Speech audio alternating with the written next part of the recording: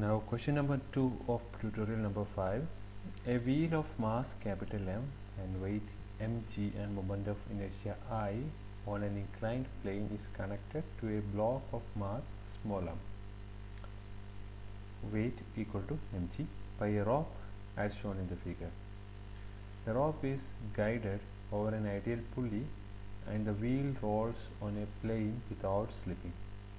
Find the acceleration of the block by applying D'Alembert's principle.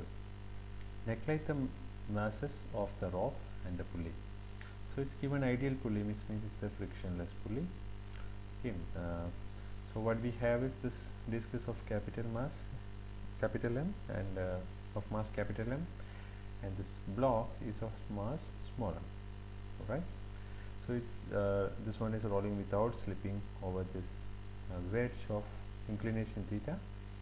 That's what we are given. You have to use D'Alembert's principle. So in D'Alembert's principle, we know the first problem also we used it, that total virtual work done will be equal to 0. So that is del work due to the linear motion plus del work, this rotational motion has to be equal to 0. So what are the forces handled individually when you look at it? So there is mg, capital mg will be acting this way. If this angle is theta, this angle has to be equal to theta. Therefore, there will be mg sin theta in this way, capital mg sin theta. Plus, there will be an independent that mx double dot acting here. If I am taking this axis as x-axis, okay. How this is coming? This is coming because suppose just consider the situation where the small mass is heavy, and therefore, because of the pulling by the small mass, there will be mx double dot. So it can be in either direction. So that I did not. Now I am just writing mx along the x-axis. It will be okay depending upon the size of this one. Since we are looking at it individually, we have to consider this mx double dot. Similarly, there will be accelerations here. There will be mg here, okay, which is due to gravity, and there will be mx double dot. So here the x2 double dot I am taking because this axis I am taking as x2. Okay, let's take this one as x1 so that there will not be any confusion. Okay, let's let this axis as x1, this as x2, axis of this mass as x2. Or since we are taking this direction, let me take this direction also this way. Okay, this is x2 direction. Fine. Now there are two. There will be one due to mg and the other force is mx2 double dot. Now there is torque here which is coming through the friction anyway, because this is rolling without slipping, means there will be friction, so there will be torque. So torque, you know, is equal to I theta double dot. Torque we have equal to I theta double dot. So torque is also acting in this problem. So what will be the delta work part first? So the delta work part, if you look at it, since I am taking this one as a mx1 direction, I am taking this one as mx double dot direction. So it will be minus mx1 double dot into del x1 plus, or minus, because this is also acting again in this direction, that capital mg sin theta del x1 minus I theta. So I took theta here. Let's take this angle as phi, that rotating angle as phi. So this one will be I phi double dot. So I phi double dot del phi. This is due to the torque of the disc.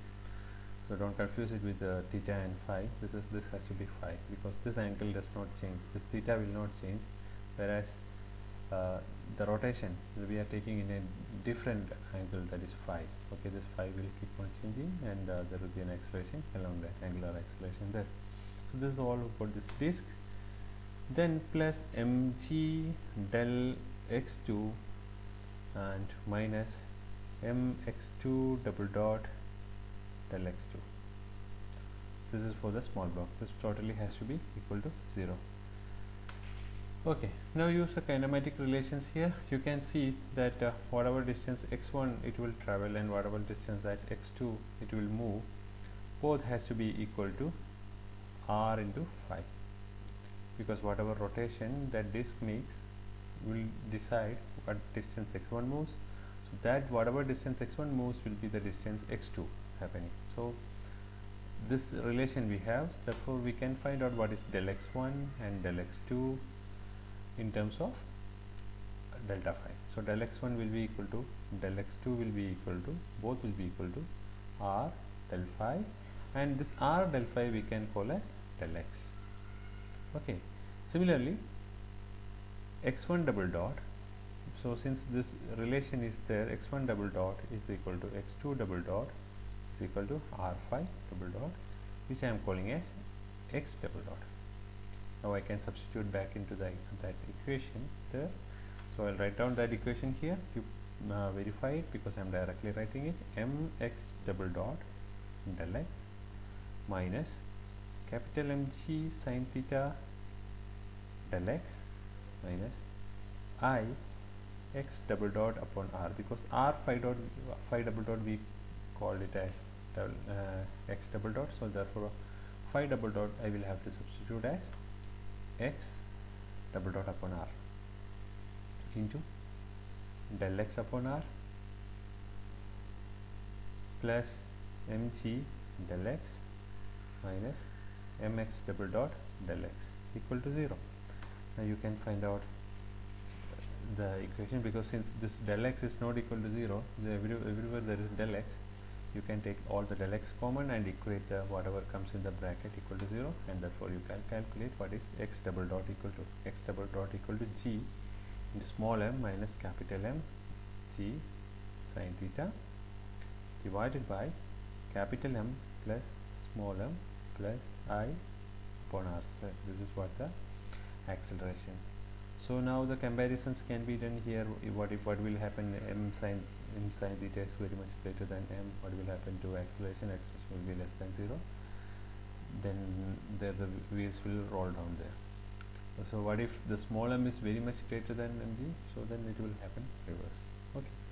So thank you for watching the video, and let me know if there is any problem regarding this question.